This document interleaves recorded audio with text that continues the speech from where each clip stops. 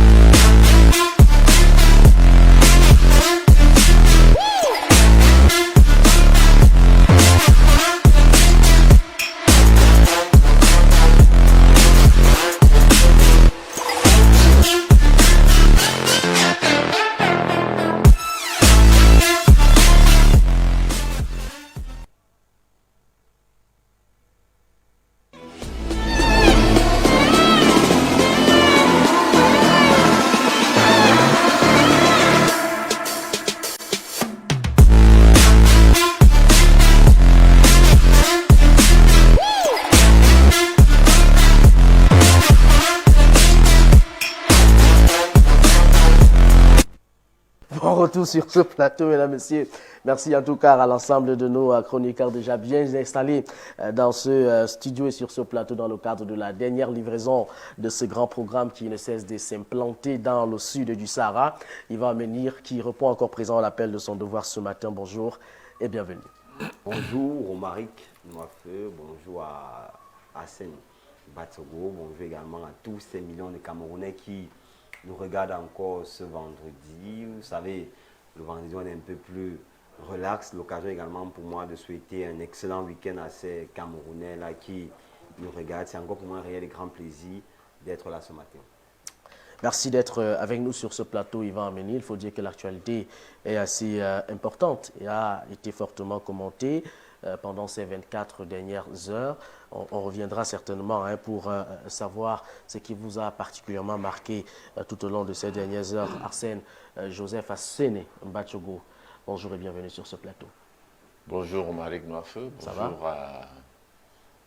Pardon-moi que je dise bonjour à Yvan Ameni. Oui, ça fait longtemps que je ne suis pas venu ici. Bon, ce matin, je suis là.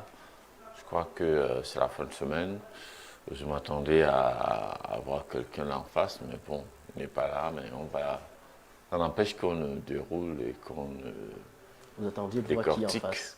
Bon, ben, l'invité spécial du vendredi. Ah, voilà, malheureusement, il n'a pas confirmé hier sa présence sur le plateau, Joseph. Et donc, on aura malheureusement l'occasion, heureusement, de fonctionner comme on a coutume de fonctionner lundi à jeudi sur ce plateau. Vous avez la parole, vous aviez la parole tout à l'heure, on vous permet de la garder.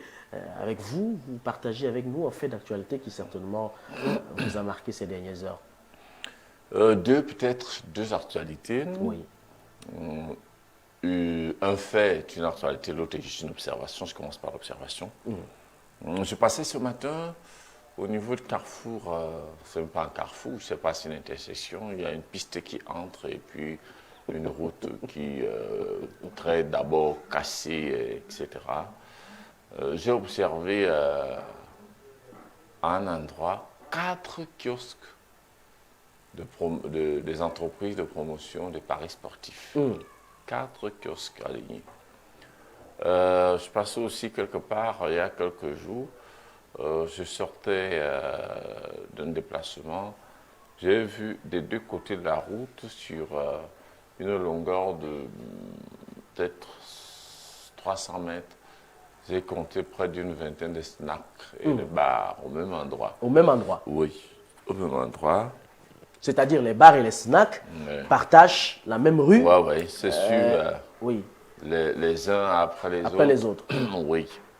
Et comme c'était nuitamment, il y avait un ramadan tintamardesque de bruit, de cacophonie, de sons assourdissants. Tout allait dans tous les sens. Bien sûr, chacun jouait sa musique avec son volume, avec son beat et tout ça. J'ai pensé au ministre de l'administration territoriale avec les sous-préfets. Oui, j'ai pensé à lui, puisque c'est lui qui est le garant, constitutionnellement parlant, de l'ordre public, de la tranquillité et de la paix sociale. En effet. Mais je n'ai pas vu le sous-préfet avec les gendarmes de ce côté-là pour demander, ou alors je n'ai pas vu les sceller le lendemain parce que il y a des populations tout autour. Et nous savons qu'il y a une réglementation pour les boîtes de nuit. En effet.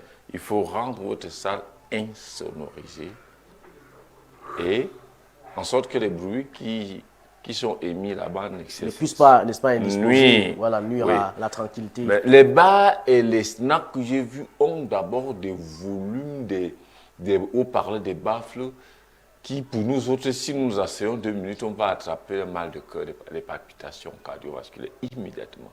Parce que ça vibre plus qu'un tremblement de terre. Et ça sonne. Mais on n'a pas vu les sous-préfets là-bas. Oui. Pour aller sceller.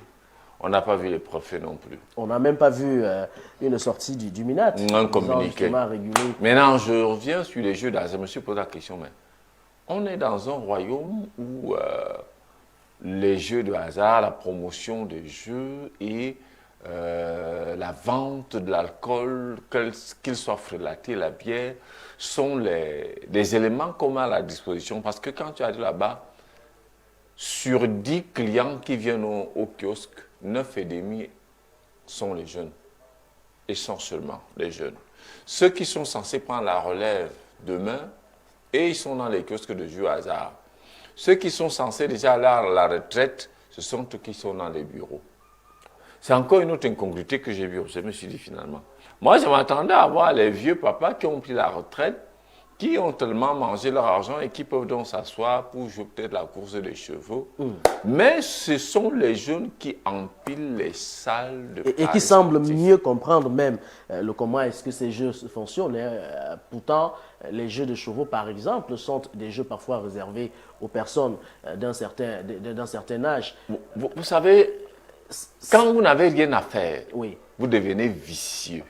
Vous vous intéressez à tout ce qui est jeu, parce que vous cherchez un moyen d'expression, d'évasion, de fuite de vos frustrations, de votre aigreur, dont parfois vous n'êtes pas responsable. C'est le contexte et la construction sociale qui vous met dans cette situation. Joseph, vous allez permettre à Ivan Ameni de coller un commentaire, son mot, dans le cadre de cette actualité très très importante d'ailleurs. Ivan Ameni, il y a la prolifération, je veux parler même de l'implantation exagérée des salles de jeu dans des grandes métropoles. À Yaoundé par exemple, Joseph Arsène le disait tout à l'heure, il y a que les jeunes convoitent de plus en plus ce secteur. Et lorsqu'un ticket est validé, la direction suivante, c'est dans un bar, justement, pour essayer de voir comment tremper les soucis, noyer les soucis, disent-ils. Et Joseph a longtemps, justement, argumenté là-dessus. Finalement, comment comprendre cette prolifération et cet amour aussi passionnant que les jeunes manifestent à l'endroit de ces jeux ou de ces paris sportifs et même dans des bars. On dit quand même qu'on consomme un peu plus de 60 000 litres de bière par an. 60 millions d'hectolitres. 60 millions, merci, d'hectolitres de bière par an. Est-ce qu'avec une telle consommation, on peut réellement atteindre l'émergence dont le cap a été fixé en 2035? Déjà, il faut d'abord dire que ce n'est pas aujourd'hui que les Camerounais commencent à consommer excessivement de l'alcool. Même sur Aïdjo, les Camerounais, de plus en plus, ils étaient nombreux à se livrer à cette consommation excessive. Peut-être pas à la fréquence comme on observe aujourd'hui. Les Camerounais, c'est comme dans certains pays où la consommation excessive de l'alcool fait également partie intégrante des habitudes des citoyens de ces pays-là. Ce n'est pas sous Paul Biya ou encore 25 ans ou 35 ans après que les Camerounais ont commencé à consommer excessivement de l'alcool. C'est une habitude qui existe depuis. Le problème maintenant en 2024, c'est que les politiques, malheureusement, ne sont pas assez pensés pour permettre à ces jeunes-là d'être occupés à autre chose. Si vous allez dans ces salles de jeu, vous allez vous rendre compte qu'il y a également des étudiants. En effet. Il y a des Camerounais même qui sont allés à l'école, comme on le dit trivialement. Ce n'est pas toujours l'apanage des jeunes qui ont eu à rater leur jeunesse ou encore qui n'ont pas grand-chose à faire au quotidien. C'est des jeunes qui ont une vie, c'est des jeunes qui ont des formations précises, mais qui malheureusement parfois n'ont pas des activités régulières pour s'occuper.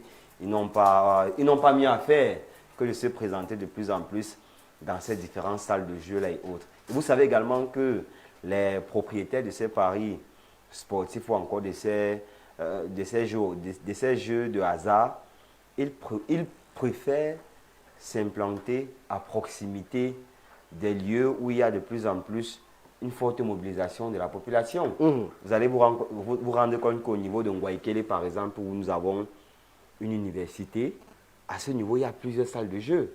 Vous allez, par exemple, du côté de Polytech, au niveau du quartier Mélène, à ce niveau, il y a toute une prolifération de salles de jeu parce qu'ils estiment que c'est des lieux en fait, où il y a une forte concentration démographique. Ça permettra donc à ces étudiants également qui, à côté de leurs engagements dans ces universités ou encore dans ces universités. N'est-elle pas le fer de lance de la nation? Est-ce qu'elle ne peut pas, à la réalité, se concentrer à faire autre chose, pouvant ainsi participer au développement de leur pays, plutôt qu'à se livrer justement dans la consommation, dans l'addiction relativement à ces jeux de hasard-là?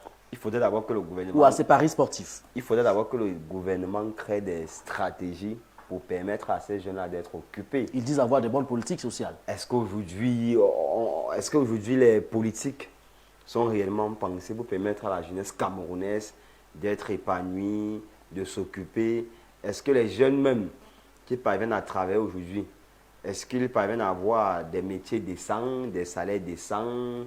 Est-ce que les conditions de travail sont réunies dans la quasi-totalité de ces instituts publics et même privés pour permettre aux jeunes Camerounais de s'épanouir? Chose que non, c'est pénible pour ces jeunes-là au quotidien. Donc, économistes là, il y a des anthropologues et des psychologues qui ont étudié clairement la mentalité du jeune. Lorsqu'un jeune a faim, l'homme en général, il fonctionne par l'instinct démocratique.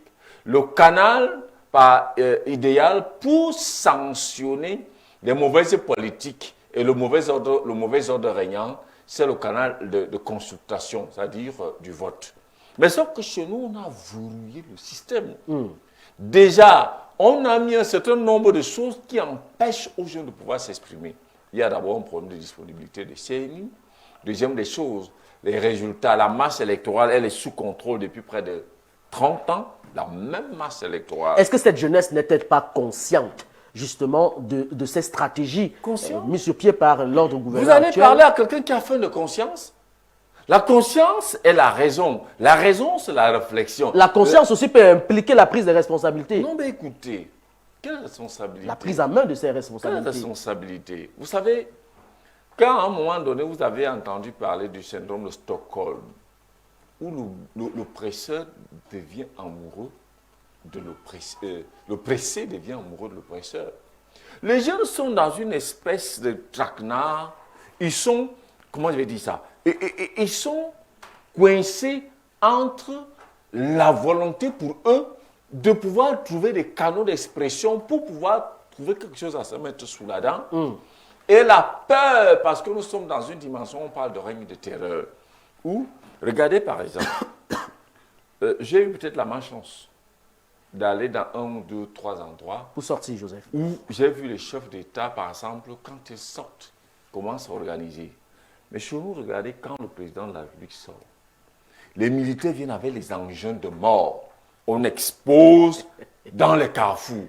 C'est dissuasif et c'est politique. Quel est le rapport, justement? Le rapport est que du moment où les canaux d'expression sont verrouillés, vous n'avez même pas le droit d'utiliser les autres mots d'expression populaire du politique. Parce qu'au-delà des élections, il y a d'autres moyens. En effet. Il y a la grève, il y a les marches, par exemple, de contestation, qui sont des canaux d'expression, qui font partie des droits et libertés consacrés dans notre Constitution et qui sont même encadrés par la loi de 1990. Alors, face à la situation, justement, Ivan Meni... je n'ai pas terminé. Je termine avec cette phrase. Oui, allez-y. En disant tout simplement que, du coup, dans ce contexte-là, vous n'allez pas demander à un jeune de réfléchir, de qu'est-ce qui le conscientise.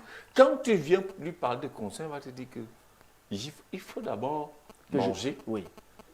C'est quand on a mangé, je sors avec la convocation de l'échelle de Maslow, quand on n'a plus faim, on ne fonctionne plus par instinct de survie, on fonctionne maintenant avec la rationalité, avec la réflexion. On peut donc interroger, on peut donc questionner les politiques de gouvernance, on peut donc on peut donc interpeller ceux qui sont aux affaires pour leur demander des comptes. Et vous voyez, chaque fois que vous les interpellez, ils disent qu'il faut aller aux élections, sachant bien qu'on a mis en contribution toute l'administration territoriale, les chefferies, la justice, pour oppresser, et le reste, pour pouvoir tailler les résultats des élections sur mesure. Les jeunes démissionnent donc, et puis, tout ce qu'ils trouvent sur le chemin, ils prennent parmi lesquels donc ces jeux de hasard. Alors, Ivan Meni, finalement, quelle est justement la part des responsabilités de ces jeunes a été présentée ici par Joseph Hassen Batchogo. Selon vous, qu'est-ce qu'ils devraient faire ou qu'est-ce qu'ils doivent faire, ces jeunes-là, pour enfin sortir, n'est-ce pas, de ces systèmes-là? Justement, il faut d'abord faire preuve de responsabilité. Qu'est-ce qu'on met dans la responsabilité concrètement? Oui, ça va que lorsqu'on est jeune, c'est plutôt à ce stade-là qu'il faut davantage se démarquer. Oui, sauf que Joseph dit qu'on ne peut pas se démarquer quand on a faim. Mais c'est vrai, c'est compliqué, c'est pénible de se démarquer dans le contexte camerounais. Mais on note quand même qu'il existe encore quelques jeunes au Cameroun qui de plus en plus sont responsables. Il y a des jeunes qui s'engagent dans l'entrepreneuriat, il y a des jeunes qui font de l'élevage. Et qui peuvent porter la voix des autres? Bien sûr, et qui peuvent porter la voix des autres, et également qui s'en sortent dans ces différents secteurs. Il y a des jeunes également qui font la pêche. Ils sont très nombreux, des jeunes qui s'engagent dans ce secteur. Il y a des jeunes qui font la pisciculture, même en pleine ville, ici même à Yaoundé. Il y a des jeunes également qui font dans le commerce, qui s'en sortent. Aller dans le secteur informel et autres, il y a beaucoup de jeunes qui se battent à un niveau, parfois dans les boutiques et autres en fait. Donc on doit savoir que lorsqu'on est un jeune, à un stade de la vie, on doit trouver un secteur précis dans lequel on s'y engage on s'investit. En même temps, on ne va pas toujours tout attendre du gouvernement. Il n'y a aucun pays dans le monde entier où Joseph estime que voilà, il y a ces politiques oui, malheureusement, au Cameroun, voilà, qui visent quand à vous voyez plonger le jeune Camerounais dans le désespoir. Mais bien sûr, parce que quand vous voyez d'abord le profil même des ministres au Cameroun, est-ce qu'il y a un ministre au Cameroun qui est jeune? Ça veut donc dire que les politiques publiques au Cameroun ont été pensées pour faire davantage la promotion des personnes âgées. Comment comprendre que dans un pays, on vous dit qu'on est jeune de 7 ans à 77 ans? Est-ce qu'à 70 ans, on a encore la force nécessaire pour se mouvoir sur le terrain? Parce que lorsqu'on est ministre, ce n'est pas pour rester au bureau. Hein. Le ministre, c'est celui-là qui est sur le terrain, qui est partout. Il est dans les plantations, il est sur le terrain, il est sur les projets routiers, il est dans les quartiers pour vérifier l'évolution de l'urbanisation et autres en fait. Est-ce que lorsqu'on est déjà à 60 ans, 70 ans, est-ce qu'on peut avoir le temps de faire tout le Cameroun pour vérifier tous ces projets-là et autres? C'est clair, les politiques publiques au Cameroun ont été pensées pour mettre la jeunesse à l'écart. Ils estiment que les jeunes vraiment ne peuvent pas le faire. Pourquoi au Cameroun, on n'a pas des ministres âgés de 30 ans, par exemple? Pourtant, au Cameroun, on a des jeunes qui, à 30 ans, sont encore responsables, qui peuvent faire l'affaire.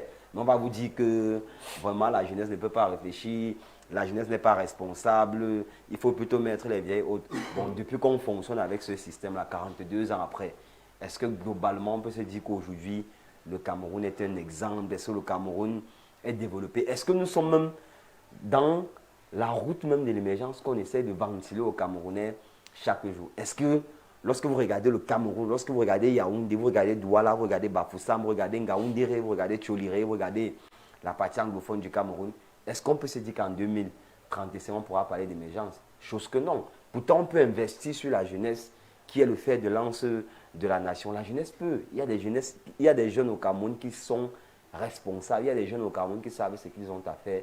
Il faudrait juste que les pouvoirs publics essayent d'encadrer conditions justement pour permettre à ces jeunes-là de se démarquer. Alors, il faut dire, madame, monsieur, voilà donc l'ensemble d'éléments qui peuvent ici justifier l'implication massive de la jeunesse dans la consommation de ces jeux de paris sportifs et même leur présence aussi exagérée dans les bars, la consommation de l'alcool aujourd'hui qui est devenu un effet assez bien compris ou alors assez bien pensé par ces jeunes-là. On veut bien savoir ce que font les politiques publiques afin de pouvoir démystifier cet écosystème. George Wet NC va mener avec vous. Vous partagez votre fait d'actualité de ce matin.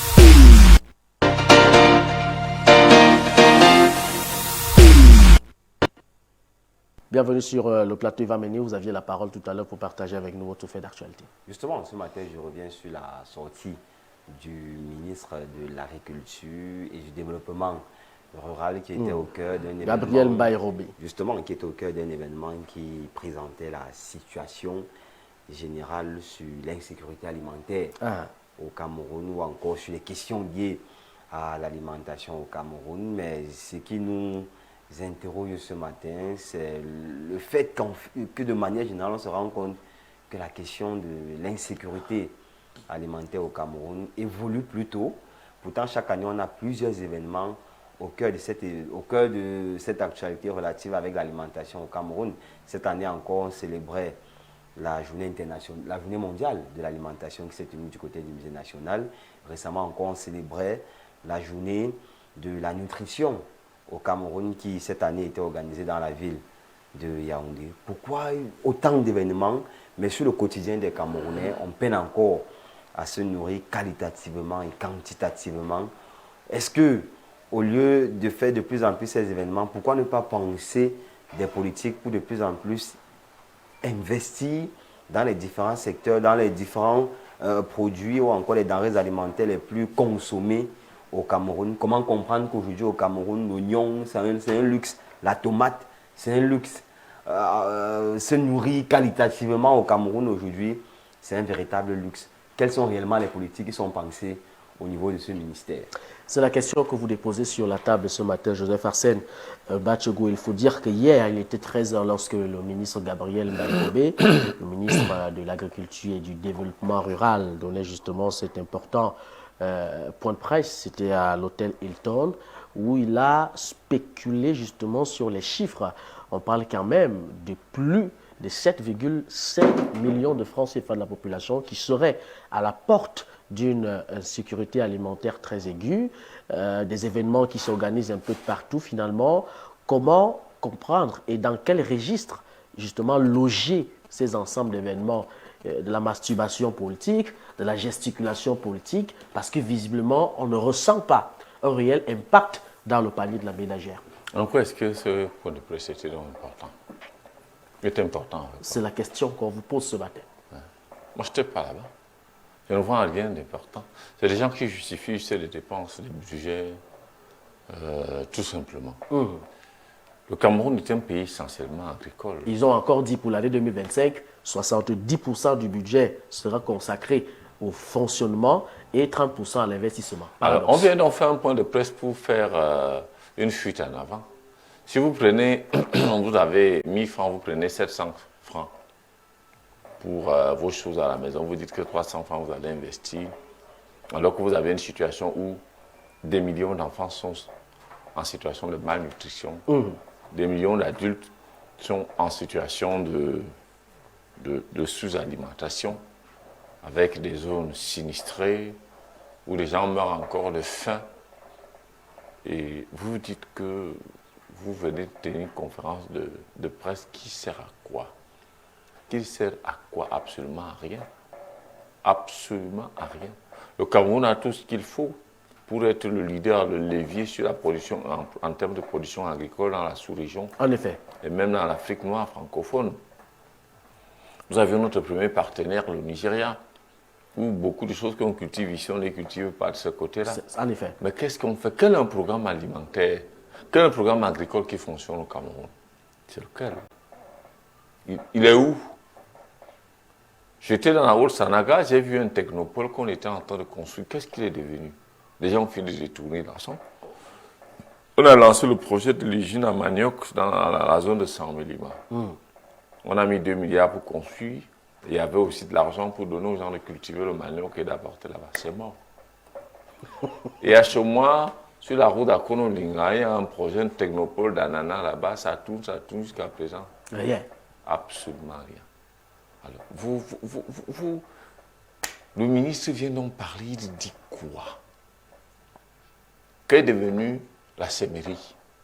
Où aujourd'hui, on vient vendre le riz pourri, infect, qu'on reconditionne à Douala et on redistribue dans les marchés. En DOP, les plaines de DOP, les plateaux de Jaguar. Pourquoi on ne cultive pas les riz? Les Chinois sont venus. Je suis allé mener une étude dans la Haute-Sanaga. J'ai vu la zone d'expérimentation de la culture du riz des Chinois. Les conclusions sont satisfaisantes. Pourquoi on n'implémente pas? Tout le corridor, à un moment donné, quand vous prenez le train pour aller au Grand Nord, quand avant d'arriver à la gare de Nanga, la gare de Nanga, les Chinois ont expérimenté la culture du riz là-bas, les conditions sont satisfaisantes. Aucune implémentation. Mais qui va donner l'argent? Les gens, chacun veut signer là, il voit sa part sur ça. Il a un salaire, il a tous les avantages de l'article 2. Mais chaque fois qu'il y a un petit projet, il veut sa part sur ça. On est dans la politique du mapartisme qui bloque tout. C'est une honte, c'est un échec de gouvernance catastrophique qu'au jour d'aujourd'hui, qu'on arrive dans un pays comme le nôtre à parler des questions de malnutrition, de sous-alimentation, de détresse alimentaire. Ça n'a aucun sens. Et cet argent, 300 milliards, on importe le poisson, 300 milliards, on importe le riz, seulement la moitié, avec une gouvernance sérieuse, on décide de mettre ça dans des projets de production du riz en grande quantité. Le kilo de riz est à mesure, on est à mesure d'amener le kilo de riz à 150 francs. 200 francs au Cameroun, c'est faisable. Je l'ai souvent dit, dans un pays qui veut se développer, on ne donne pas le monopole d'importation de poissons à un homme politique. Et on vous parle de politique d'import-substitution. Il se moque de qui?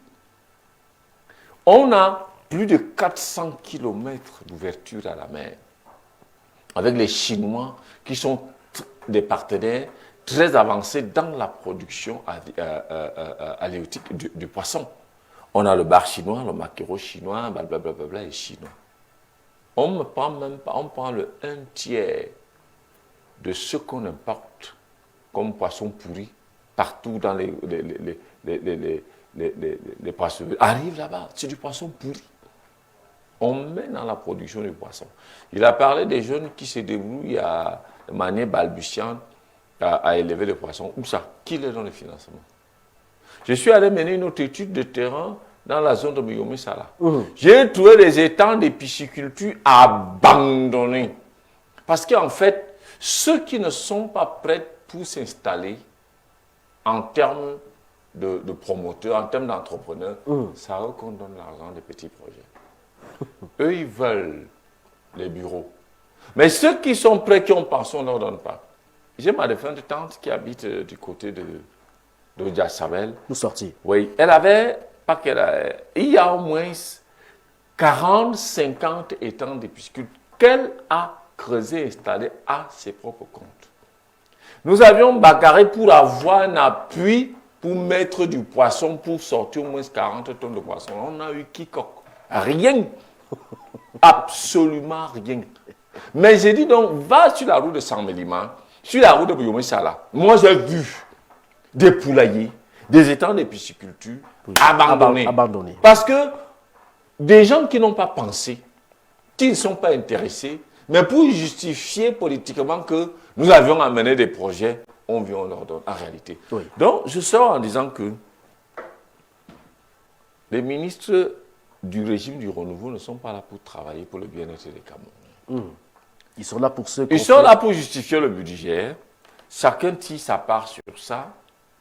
Parce que c'est incongru de penser que il y a de cela 40 ans, 50 ans, la Malaisie aujourd'hui, qui est le premier pays producteur de l'huile de palme, est venue apprendre la culture de l'huile de palme au Cameroun. Et les ingénieurs, les techniciens de l'agriculture sont allés en Malaisie pour apprendre comment on fait ça.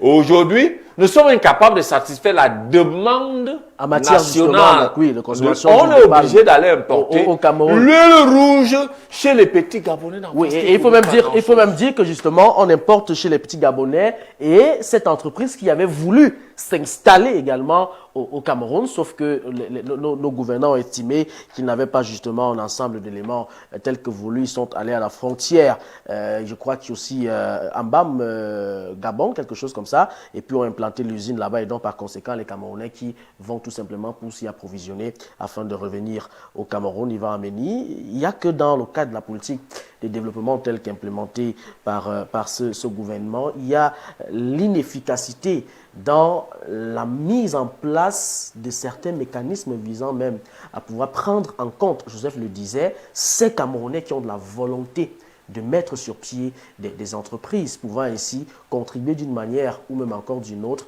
à ce que les populations se nourrissent à leur guise et à leur faim. Mais aujourd'hui, on voit tellement de choses, d'événements se tenir autour de l'insécurité alimentaire. On voit ceci, mais rien n'est visible sur le terrain. Quand vous allez même chercher un investissement, Hassan le disait tout à l'heure, on vous donne justement de remplir un ensemble de procédures qui parfois vous énervent et vous abandonnez. Il l'a cité tout à l'heure sur la route de Saint-Mélima, et c'est vrai, après Bikok, on peut dénombrer des dizaines de poulaillers et même encore des tanks abandonnés à leur propre. Finalement, comment comprendre cette façon de gouverner, cette façon de faire? Est-ce véritablement des politiques qui visent à satisfaire les populations camerounaises? Non, ce n'est pas des politiques qui visent à satisfaire les populations, parce que ce qui est en train de se passer actuellement sur le volet de l'alimentation au Cameroun est suffisamment très grave. Pourquoi? Parce qu'à l'époque, le Cameroun était un exemple en termes de promotion de l'agriculture, de promotion même du Made in Cameroun. On consommait les produits locaux également. On n'était presque jamais arrivé à un stade où on parlait de pénurie d'huile de palme, parce qu'on avait l'huile de palme à profusion au Cameroun. On avait les denrées alimentaires à profusion également au Cameroun. On avait le maïs à profusion de telle enseigne que c'est le Cameroun même qui exportait le maïs dans la quasi-totalité des pays de la sous-région et même dans plusieurs autres pays sur le plan international. Mais comment comprendre qu'aujourd'hui, nous arrivons à un stade où même le maïs, le haricot noir, le haricot blanc, le Cameroun également importe désormais ces denrées alimentaires. C'est suffisamment grave. Pourquoi? Parce que la politique de l'import-substitution n'est malheureusement pas effective au Cameroun. Il s'agit de quoi? Il s'agit d'importer le moins de produits possible, et de consommer beaucoup plus les produits locaux. En des termes plus simples, c'est une entourloupe, une pensée qui a l'air mielleuse, mais dont les gens ne sont même pas prêts. Oui. Import-substitution, comme je l'ai dit tout à l'heure, on investit 300 milliards pour importer le poisson.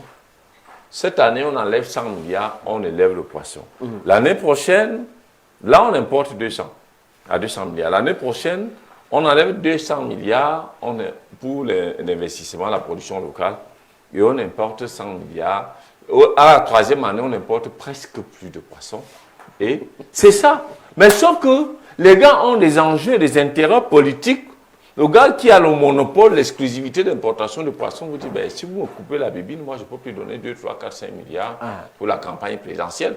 Je ne peux plus financer le parti, le RDPC, puisque c'est un député RDPC qui a le monopole d'importation de pourris poissons. En effet, c'est vrai. Non, ça c'est clair. Ouais. Donc quand on parle d'impôt substitution, qui va laisser que ces avantages? Puisque les gars savent que, par exemple, pour l'importation du riz, le gars achète le riz avec toutes les conditions de douane favorables, le prix du kilo de riz revient à 500, mais le gars, il reprend tout le même riz, il va vendre en Centrafrique à 2000 francs le kilogramme, au Tchad à 1500 le kilogramme, et il se partage les prébendes avec ses petits copains. Avec ses petits et du coup, tu penses que qui va aller signer que tu ne dois plus importer autant de riz? C'est toute la question. Ivan Meni, vous aviez la parole tout à l'heure, on peut même chuter.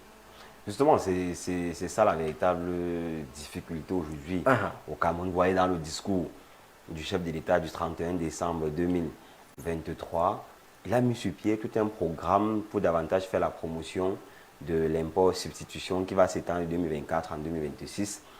Sauf que lorsque vous dialoguez avec certains Camerounais qui ont eu à bénéficier de cette subvention, vous êtes un peu dépassé en fait. Parce que c'est des Camerounais qui n'ont rien à y voir avec l'entrepreneuriat. Donc, on met sur pied des programmes où le profil même des Camerounais qui viennent parfois pour bénéficier de ces subventions, c'est des Camerounais qui n'ont rien à y voir avec le projet même en question. Donc, on fait des projets au Cameroun où on finance certains Camerounais ou encore les subventions.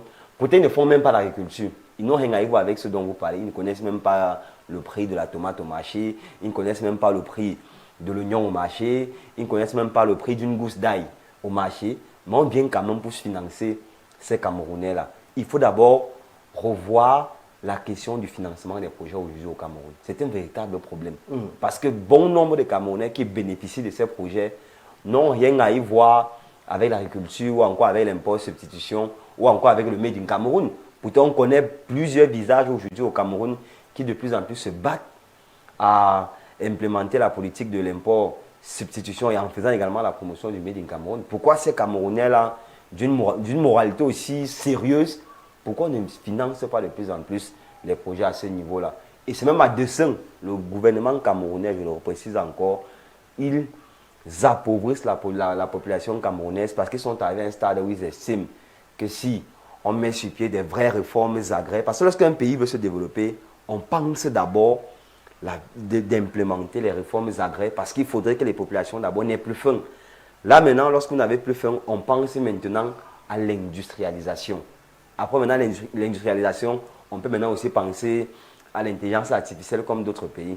Mais comment aujourd'hui au Cameroun, nous pensons à l'intelligence artificielle? Pourtant il y a des Camerounais. Pourtant, il y a des problèmes basiques justement. Non, il y a des Camerounais qui n'arrivent même pas à manger 3 fois par jour. C'est ça le véritable problème aujourd'hui au Cameroun. On doit repenser toute cette politique-là parce que ça n'avance malheureusement pas. Ça n'avance malheureusement pas et c'est d'ailleurs avec cet élément que nous pouvons justifier ce gourou dans lequel est plongée la population camerounaise en cette veille de fête de fin d'année. Il faut dire que les populations ou encore les parents qui sont de plus en plus stressés entre la vie chère et même la flambée des prix sur le marché, les tas de tomates qui se vendaient à 100 francs, 200 aujourd'hui qui coûtent 500 francs CFA. Finalement, comment feront-ils entre habiller ses enfants, acheter des jouets? C'est toutes les grandes questions qui vont certainement trouver réponse dans cette rubrique consacrée à On en parle juste après la transition.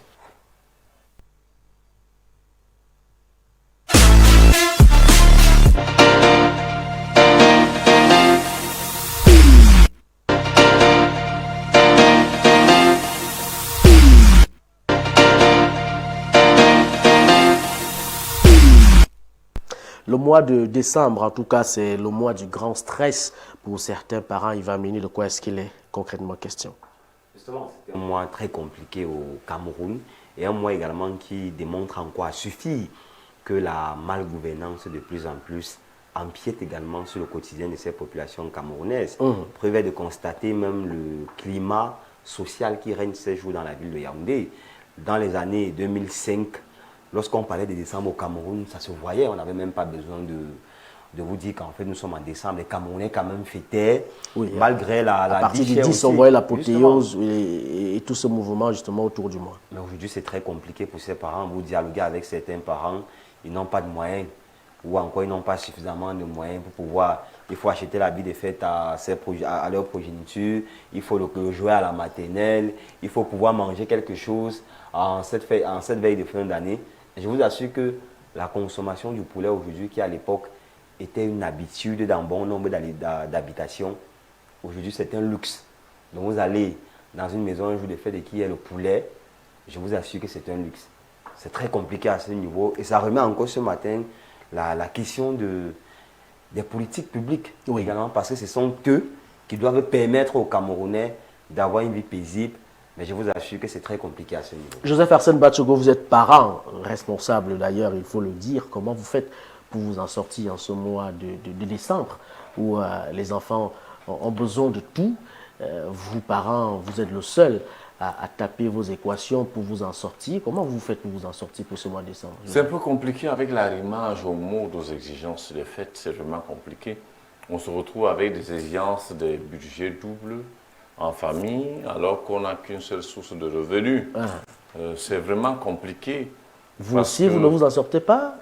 Attendez, vous avez pensé que j'ai une ligne de gestionnaire? Non, on voit l'exemplarité justement que vous manifestez en tant que parent. Est-ce que je ne gère pas une ligne? Quand tu gères une ligne, il y a les avantages prévus par la réglementation en vigueur, l'article 2. Tout à fait. Et ça, c'est légal, ce n'est pas le mapartisme, donc c'est un peu ça. Je suis mal à l'aise avec cette affaire-là parce que déjà, dans les écoles, il y a les exigences des arbres de Noël pour les tout petits. À la maison, il faut acheter les habits de Noël avec les cadeaux.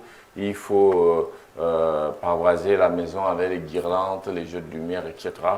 Et puis, le jour de Noël et la bonne année, il faut faire 2, 3, 4, 5 repas. Pour quelles raisons? Et pourtant, on aurait pu manger normalement, comme d'habitude. Mais bon, quand on a de petits enfants, il faut plein de friandises, oui, par-ci, par-là, du coup, avec beaucoup de jus et tout le reste. C'est des budgets qu'on n'est pas en mesure de soutenir parce que combien d'entreprises, est-ce que l'État paye, enfin, nous, on ne travaille pas pour l'État, est-ce qu'on a le 13e mois, est-ce qu'on a les bonus particuliers, est-ce que nos activités nous rapportent de manière, comment je vais dire, spéciale en ce mois de décembre? Pas du tout. On est avec la même rémunération ou tout au moins avec les mêmes revenus. Les affaires parfois même sont en stand-by pour la période parce que les partenaires ont déjà bouclé les comptes, ils sont en train de faire les bilans et tout ça. Il faut donc parfois aller s'endetter pour que le lendemain, c'est-à-dire qu'après les fêtes là, qu'on passe un mois extrêmement de galère, janvier, en attendant que les salaires arrivent. Donc janvier, c'est un mois d'euphorie et un mois pardon, pas janvier, décembre, un mois extrêmement dangereux parce que beaucoup, quand ils vont toucher le petit salaire de ce mois, ils vont se livrer à des beuveries et à des extravagances qui ne peuvent pas soutenir l'effort en termes de coûts, en termes de prix. Moi, personnellement, je recommande la modestie et si on peut faire un repas plus ou moins copieux à la maison, avec un jus et peut-être légèrement quelques friandises pour les enfants, on s'arrête là. Parce que tu vas avoir des familles qui vont 6 repas et puis la nourriture s'en va en bout. Cette nourriture qui peut les aider pendant 2 semaines. On fait ça en un seul jour. Il va venir un mois de décembre un peu plus particulier au regard des difficultés parfois auxquelles font face les parents. Que faire pour s'en sortir? Est-ce qu'ils doivent également se rendre au boulevard du 20 mai? Il y a souvent un grand marché que le ministre du Commerce ouvre là-bas. On vend le raffiné à je ne sais pas moi combien. Qu'est-ce qu'ils doivent faire finalement, les parents? Il faut d'abord dire que je suis parfaitement d'accord avec ce que le grand frère Hassan vient de remettre sur la table. C'est clair. En décembre également, il faut faire des économies. Il y a des parents qui tombent parfois dans une gabegie incommensurable. En décembre, il y a des maisons où vous allez, il y a près de 10 repas, 6 repas et autres en fait. Pourtant après, il y a une autre vie en décembre, il y a une autre vie en janvier. Maintenant, pour revenir à ce que vous remettez sur la table, ces ventes promotionnelles qui de plus en plus sont reliées par le ministère du Commerce, je fais partie de ceux-là qui estiment que ça n'a aucun impact direct sur le quotidien des populations camerounaises. Plutôt, c'est une foire où le ministère du Commerce organise avec ces gens. Parce que ces gens vont venir payer pour avoir les stands là-bas et autres, en fait, pour commercialiser leurs différents produits. Si vous y rendez avec vos produits, allez voir le ministère du Commerce pour demander si vous pouvez avoir un stand là-bas à ce niveau. La procédure même seulement. Donc moi, je pense plutôt que le ministère du Commerce doit changer l'appellation de cet événement-là. Parce que vous allez voir d'ici le 15 décembre, il vous dira dans le même processus. Puisqu'ils ont désormais ajouté un autre mot à côté de sous très hautes instructions. Désormais, c'est sous très hautes instructions et constantes. Donc, il y a un autre mot là qu'ils ont ajouté. Vraiment, on ne sait pas trop ce que ça veut dire parce que ça n'a pas un impact direct sur le quotidien des populations camerounaises. Comment comprendre qu'à Yaoundé, on va faire une vente promotionnelle du côté du boulevard où on va commercialiser l'huile raffinée à 1100 francs CFA et du côté de Bayangam, je ne sais pas si Bayangam, c'est pas toujours le Cameroun. Pourtant, c'est le Cameroun. Pourquoi à ce niveau, il n'y a pas également des ventes promotionnelles? Pourquoi attendre même décembre pour faire des ventes promotionnelles? Ça n'a aucun impact direct sur le quotidien des populations camerounaises. Hier même encore, pour revenir toujours dans le même sillage de ces réductions de prix fallacieuses qui de plus en plus sont relayées par le ministère du Commerce, il y a une réduction du côté de la barrière. Vous savez, depuis quelques jours, le ministère du Commerce a annoncé la réduction du prix des marques de ciment, Simencam également robuste. Comment comprendre qu'on va dans ces boutiques-là? Il y a des boutiques où, curieusement, la réduction du prix est quand même respectée. Et ailleurs, ce n'est pas le cas. Comment comprendre qu'on peut chuter qu'au niveau des denrées alimentaires, dans un secteur aussi basique, comment comprendre que le ministère du Commerce vienne pour dire aux populations camerounaises, désormais, on commercialise l'huile raffinée à 1100 francs CFA le litre et que nous sommes en train de terminer une année 2024 et que de manière globale, ce n'est pas effectif sur le terrain. Vous voyez donc qu'à ce niveau, il y a problème. Pourquoi le même ministre n'implémente pas un mécanisme sérieux et concret pour permettre aux Camerounais d'acheter effectivement l'huile raffinée à 1100 francs CFA. Aujourd'hui, on ne connaît même plus le prix parce que lorsque vous allez dans la ville de Bafoussam, il y en a qui vous disent qu'on ne connaît plus le prix. Vous venez ici, on vous dit c'est 1600 francs CFA, c'est 1700 francs CFA ici. Et nous sommes à la veille des fêtes de fin d'année. Joseph Arsène Batsogo, est-ce que vous croyez justement que ce gouvernement actuel fera quelque chose pour les plus démunis, j'ai failli dire les plus pauvres, en matière justement de préparation de cette fête de fin d'année?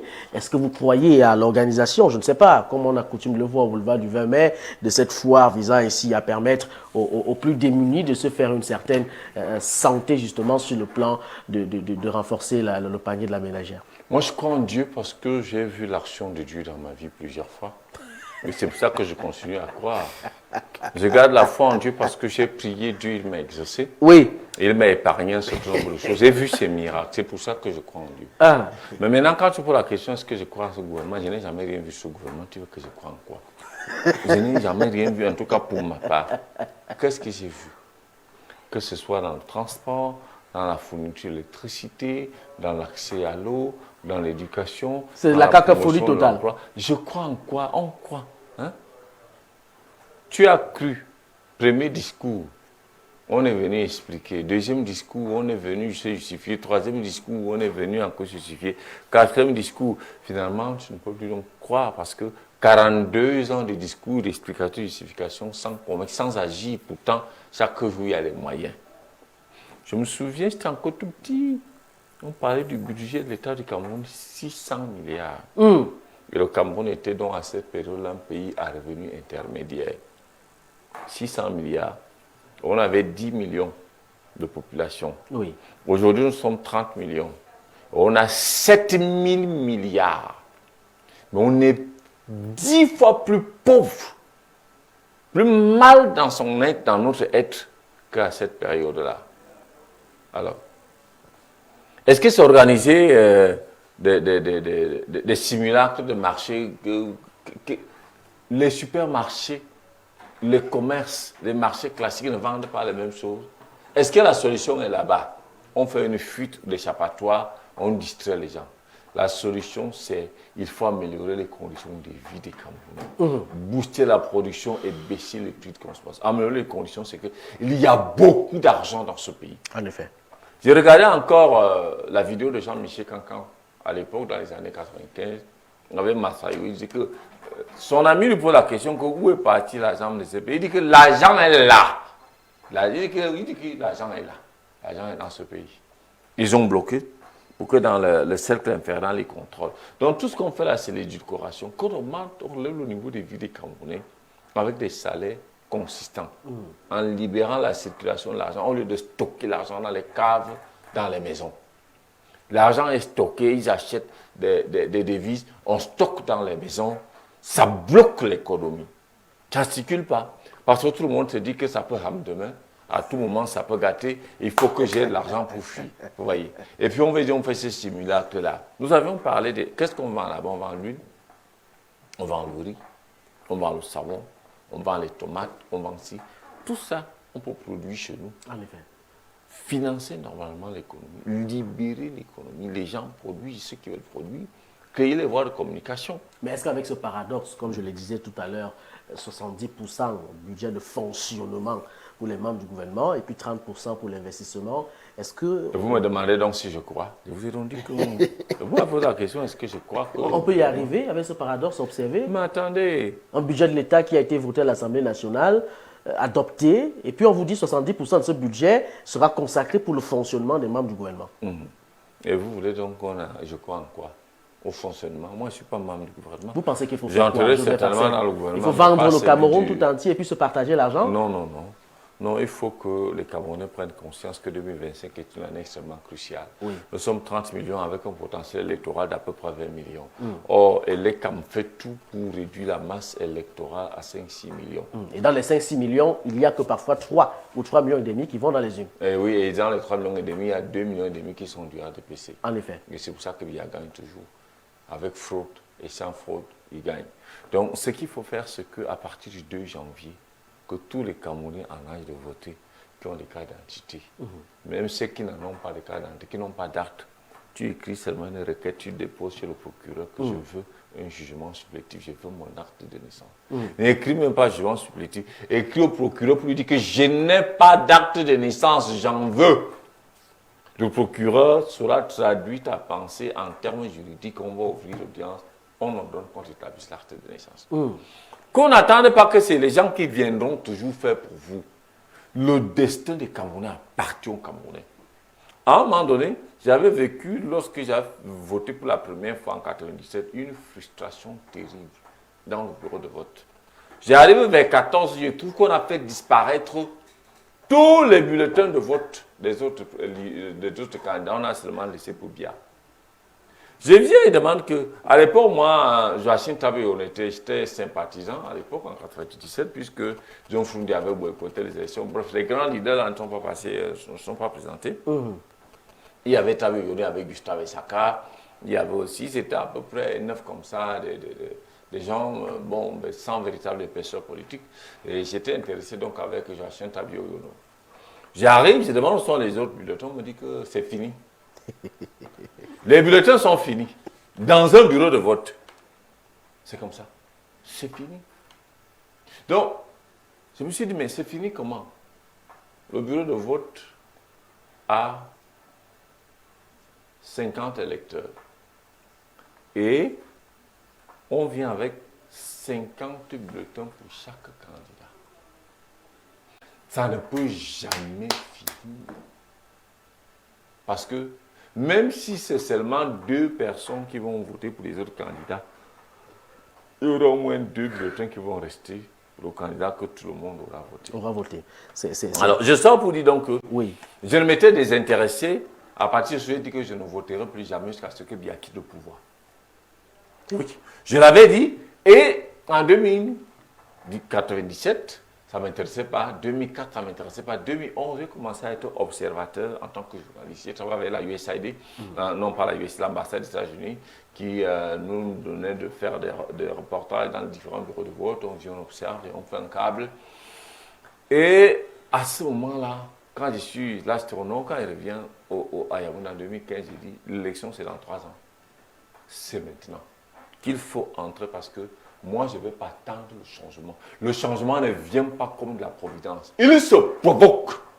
Et il s'arrache. Et si les Camerounais ne veulent donc pas prendre leur destin entre leurs mains, c'est-à-dire s'inscrire, aller voter, non seulement s'inscrire, retirer la carte, aller voter, surveiller son vote, défendre le résultat qui sort des urnes, on risquera ce soir avec en 42 ans encore de misère, de souffrance et de gabégie, on n'aura que nos yeux pour pleurer les pleurs du bol. Et on espère justement qu'ils en ont pris conscience. Joseph Arsène Batchogo, votre appel ici à toute sa place, rassurez-vous, il est exactement 11h dans ce studio. Mesdames, Messieurs, une toute pause s'impose. À tout de suite.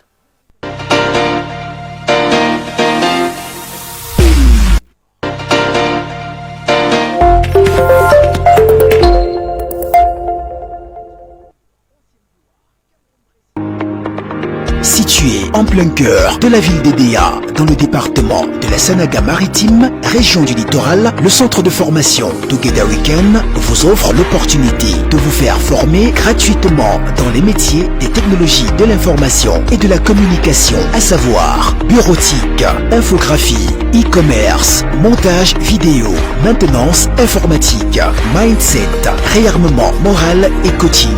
Dans de l'honorable François Biba, président de l'association éponyme, ce centre dispose d'équipements à la pointe de la technologie qui vous garantissent des formations compétitives et adaptées aux exigences de la modernité. Population d'Edéa, de Dizangué, de Puma, de la Tibamba, de Masok Sonloulou, de Mwanko, de Ndom, de Ngambé et de Ngouaïmassa, n'hésitez pas à saisir cette belle opportunité qui s'offre à vous. Pour bénéficier dès aujourd'hui de ces formations, une seule adresse, le centre de formation gratuit au métier des TIC Together Weekend pour un développement inclusif et un avenir radieux. Infoline 697 95 61 91 682 18 41 01 696 12 59 82. Together Weekend, Charity and Love.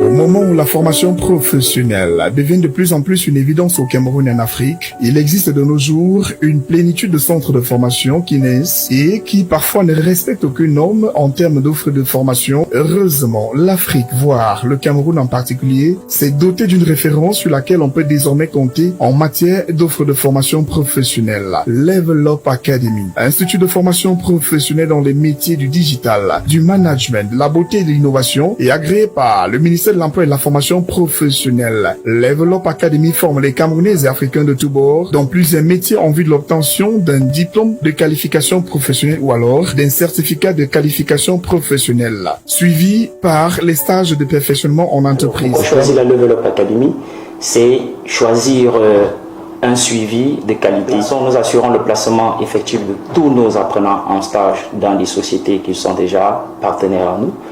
Pendant leur stage, nous organisons des descentes programmés dans chacune de ces sociétés-là pour s'assurer d'un certain confort, mais aussi d'une meilleure rédaction de leur rapport de stage. Parlons justement de l'offre de formation variée, diversifiée et innovante. Level Up Academy forme dans les spécialités suivantes: marketing digital, marketing commerce vente, graphisme et design, développement web et applications mobiles, sécurité informatique, réseau télécom, maintenance informatique, montage audiovisuel, comptabilité informatisée et de gestion, secrétariat de direction, secrétariat comptable, secrétariat médical, vendeur en pharmacie, auxiliaire de vie, délégué médical, banque et microfinance, logistique et transport, douane et transit, management des projets, gestion des ressources humaines, dessin animé assisté par ordinateur et bien d'autres. Il faut par ailleurs noter que les formations dispensées à l'Institut Level Up Academy sont faites dans un cadre doté de matériel de dernière génération aux normes internationales, le tout couronné par des enseignants jeunes, professionnels, dévoués à la tâche et dont la priorité reste la formation intégrale de l'apprenant. Je suis totalement satisfaite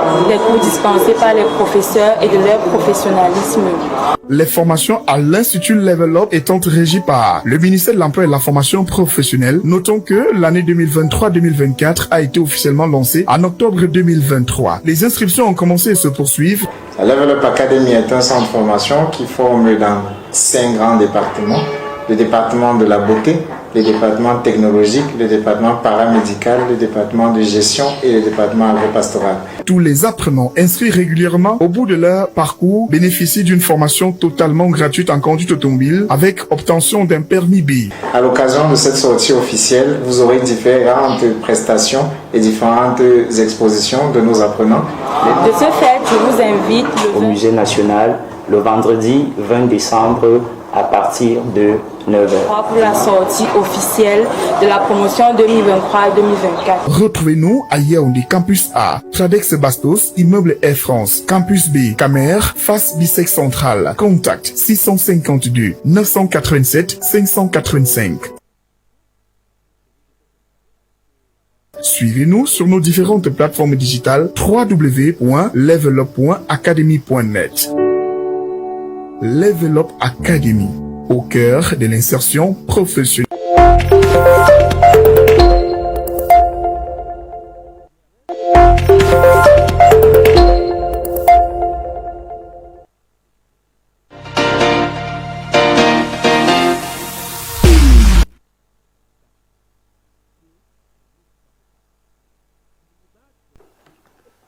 Merci, bon retour.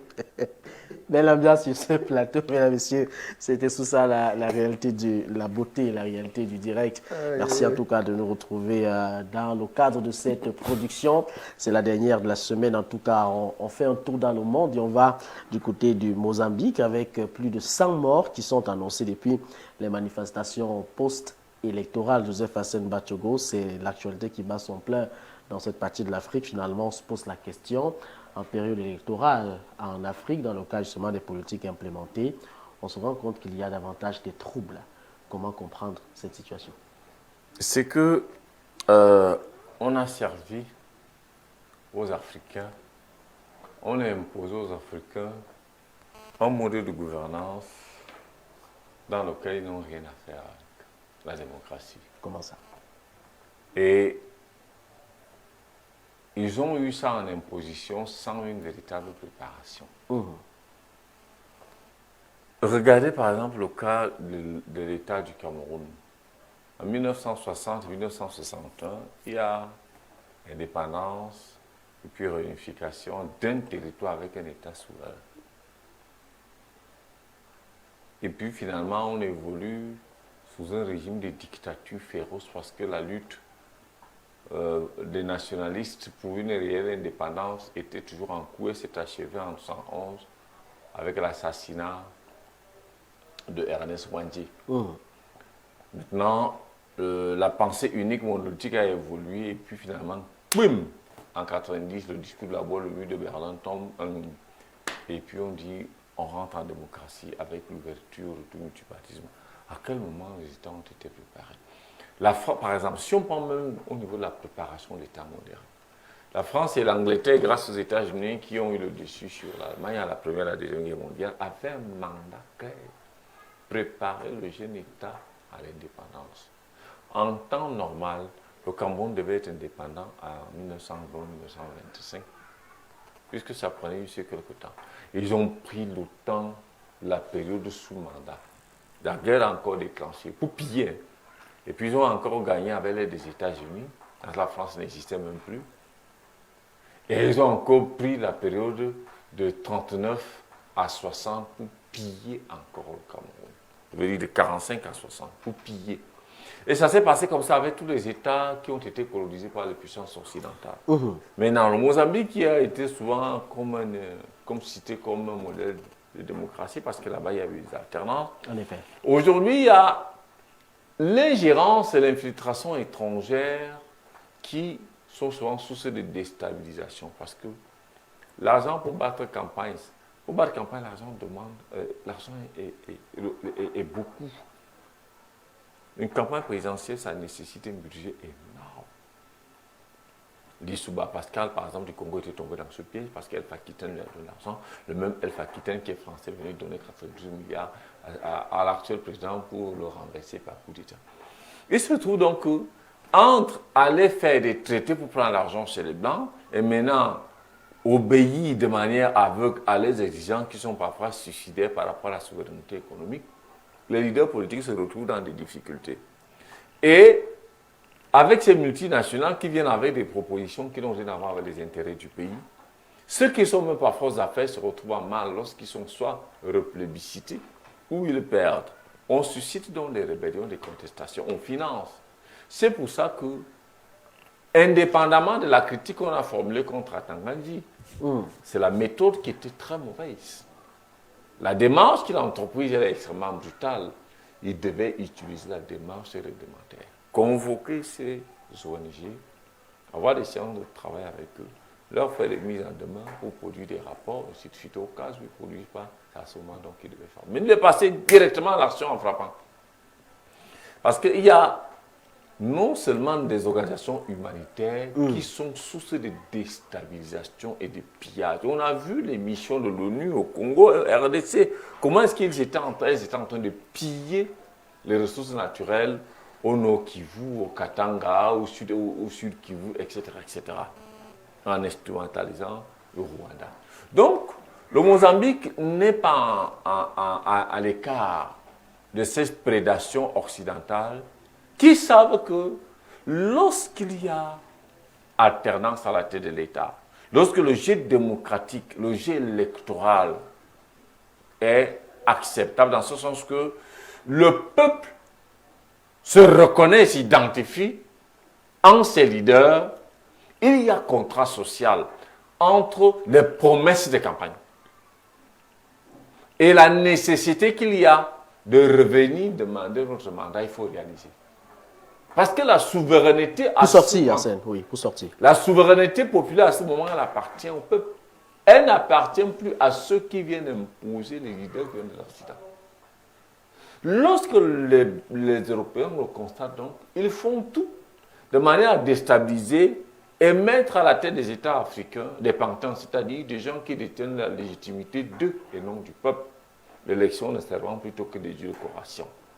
Et lorsqu'on a donc un véritable nationaliste à la tête, on va te faire la guerre. On est capable d'alimenter la foule.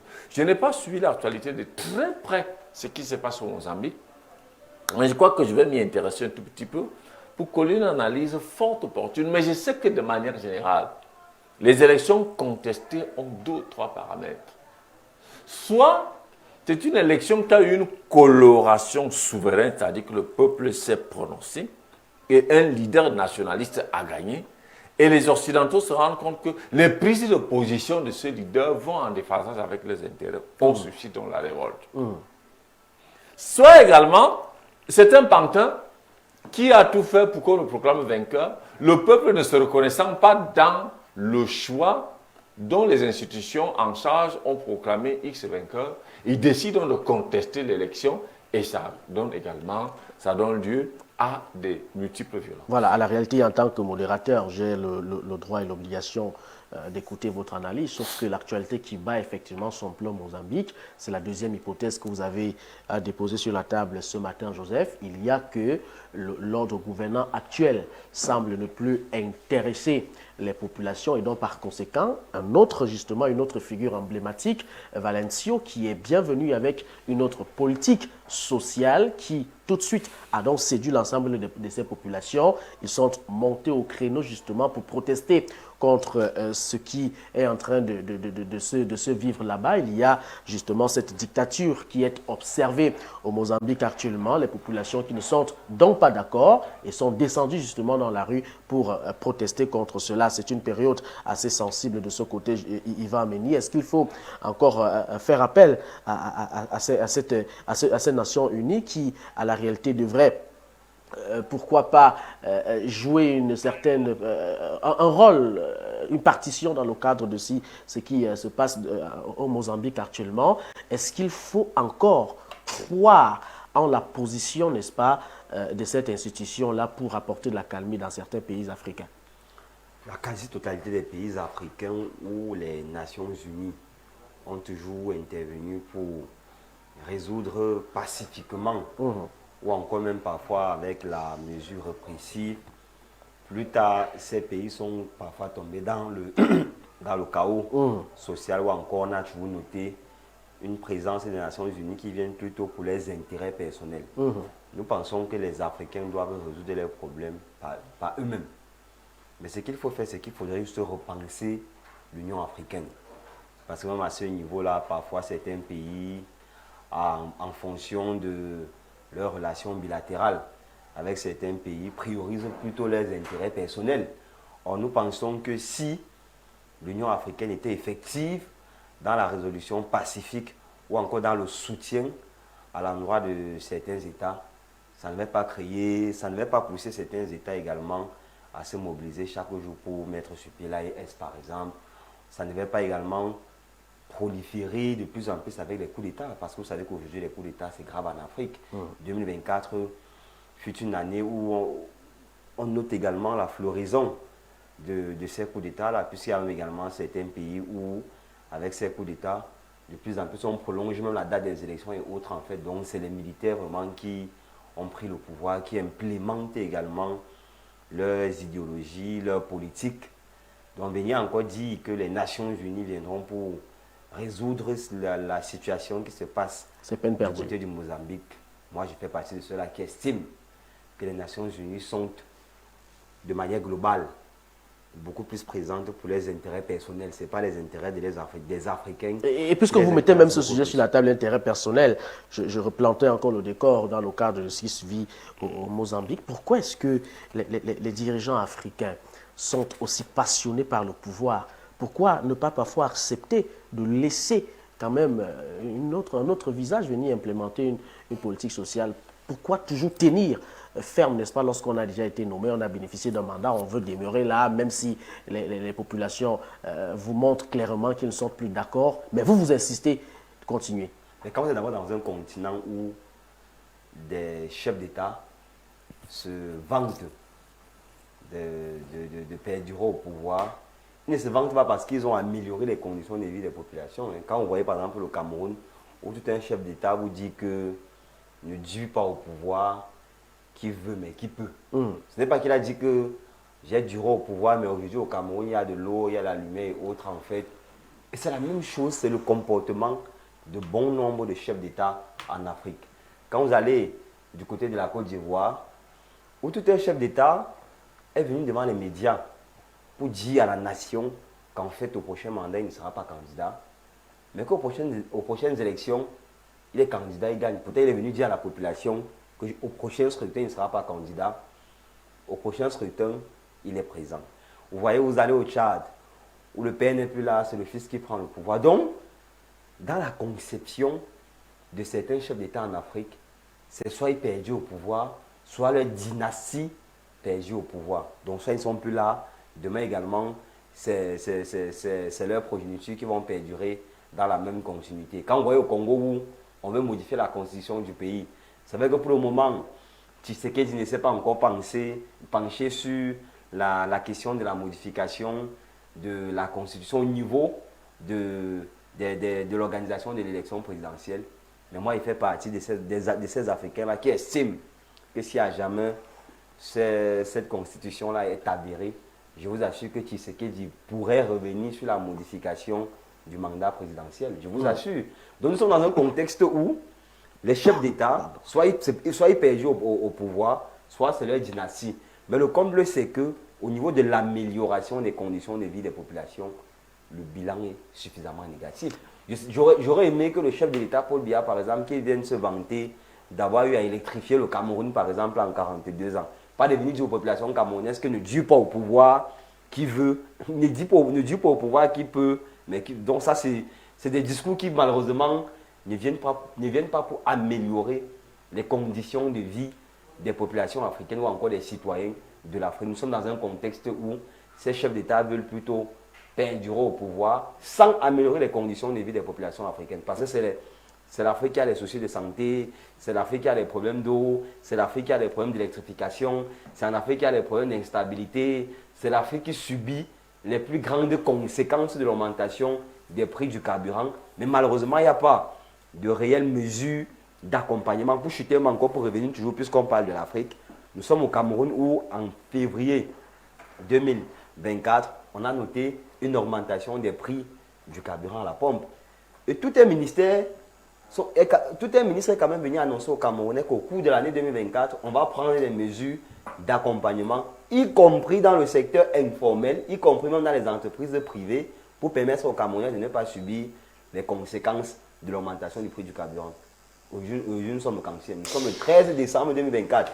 L'année 2024 a terminé. Rien n'a été justement. Il n'y a aucune mesure qui a été engagée. Oui. Mais vous allez voir qu'en 2025, il sera toujours ministre. Joseph a assez argumenté là-dessus également.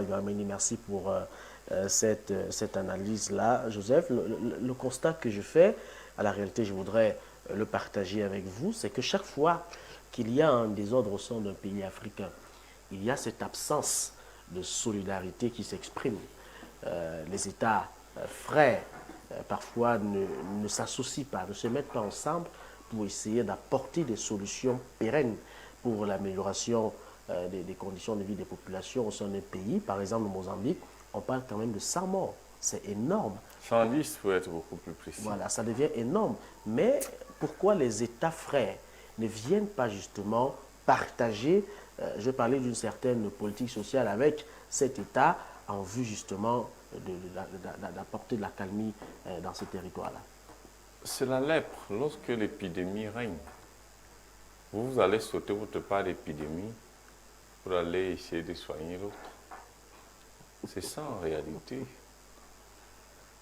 95% des chefs d'État africains n'ont aucune légitimité populaire. Si vous êtes moins malade que l'autre, vous pouvez quand même lui apporter votre soutien. Vous évitez même d'aller vous faire contaminer encore là-bas parce que vous risquez d'avoir plusieurs souches de virus. Quand on a quelqu'un séropositif, on te dit qu'il faut te protéger parce qu'en allant entretenir des relations sexuelles avec quelqu'un d'autre, tu peux attraper le virus d'un autre type. Finalement, tu te retrouves avec deux types de virus contaminés. Comment tu vas te soigner? Tu as vu par exemple, tu te souviens lorsque la France et les États-Unis venaient massacrer Kadhafi en Libye? Tu as vu que le chef d'État, même pas les voisins, tout ça. L'Algérie, l'Égypte, qui a touché, ils n'ont que légitimité.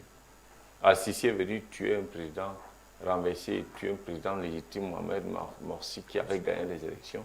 Lui, dictateur général, il a rempli le pouvoir. Après, il a laissé déshabiller, dit qu'il n'est plus ministre de l'Église. Il a que légitimité. Il a que légitimité. C'était ça le problème. Bon, maintenant, au Tchad, il y avait le dictateur Idriss Déby qui avait renversé Hissène Habré. Il avait quelle légitimité? Il y avait de l'autre côté, au Soudan, le dictateur Mohamed El-Béchi, il avait quelle légitimité? Vous voulez donc que lorsqu'on vient massacrer un de tes peuples, parce que lui-même est dans cette position, qui va se prononcer? Il y avait que Thabo Mbeki qui, timidement, l'Union africaine qui est là en Éthiopie, avait dit quoi? Rien. Qu'est-ce qu'ils peuvent faire? Ils vont intervenir en disant quoi? Puisque les mêmes problèmes se présentent, se manifestent chez eux parfois, mais avec beaucoup d'acuité. Le Mozambique, indépendant depuis 1975, jusqu'à aujourd'hui, ce n'est qu'un seul parti qui est au pouvoir. En effet. Voilà. Maintenant, donc, ils ont essayé de tripatouiller la Constitution pour faire une limitation de mandat. Le président sortant ne peut plus se représenter. Il met dans son jockey, c'est rassuré qu'il gagne. Et on le proclame vainqueur. Et maintenant, donc, le leader de l'opposition Et les autres disent que non, tu ne peux pas gagner. Voilà les preuves que vous avez faites. Donc, nous donnons le coup. Les gars mettent les militaires à contribution et se mettent à massacrer les populations. Aujourd'hui, le pays va se paralyser. Vont-ils continuer à massacrer les populations parce que le leader de l'opposition a encore appelé à la manifestation. Lui-même, aujourd'hui, il est sorti du pays parce qu'il a peur pour sa vie. Puisqu'il vient avant les élections, on a massacré d'autres leaders politiques, on les a assassinés. Un pays où on assassine les leaders politiques, un pays où on massacre les civils, vous pensez que quelqu'un qui détient sa légitimité de la population peut massacrer la population? Absolument pas. Puisque c'est elle qui l'a élevé à la tête de l'État. Voilà un jeune garçon comme Diomaye Faye, sauf si, comme il y a la boulimie du pouvoir en Afrique, il se transforme en dictateur demain. Si celui-là sort pour marcher dans les rues de Dakar, tu penses qu'il a peur qu'on l'assassine? Peut-être de ses ennemis politiques, mais pour ce qui est des populations, on aura peur de rien. Parce que c'est un gars qui est sorti de la foule. Il est un produit de la théorie du down-up en politique. Il a toute la légitimité, puisqu'ici, il a parlé des gens qui changent de langage. Tu viens en Côte d'Ivoire, tu trouves Ouattara qui a dit qu'à 80 ans, il veut déjà aussi aller se reposer. Il aimerait aussi rester avec ses enfants. Après, il vient et dit que non, si Bédier et Barbeau partent à l'élection, lui aussi il part.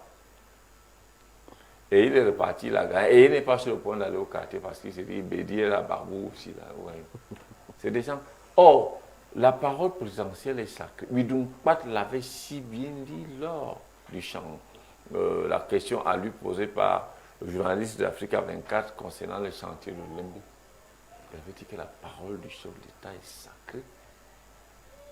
Quand il dit, elle doit être accomplie parce que les ministres ont tout ce qu'il faut pour le faire. Mais sauf qu'il parlait avec zèle, sans regarder qui est son voisin. Alors, pour les... Je vous ai forcé.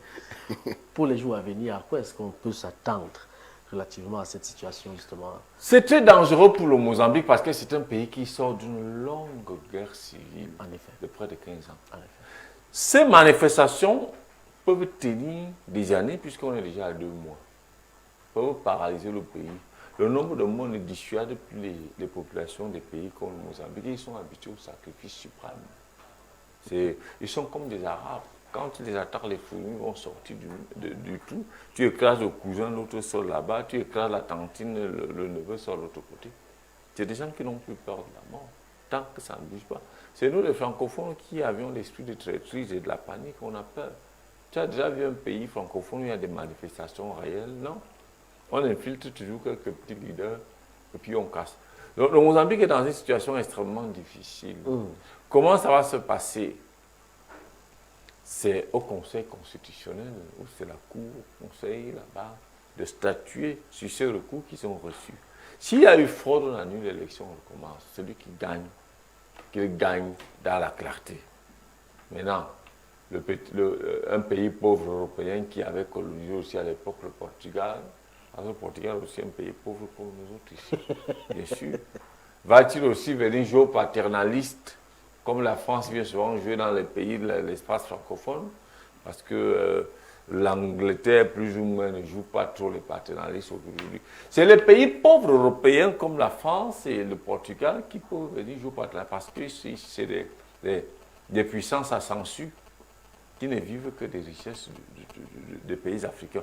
Donc, pour terminer en disant que le Mozambique, c'est une situation très préoccupante, on ne sait pas encore le dénouement, mais elle revient à la justice de pouvoir statuer et de traduire tous les militaires qui massacrent les civils en justice le moment venu, lorsqu'il y aura accalmie.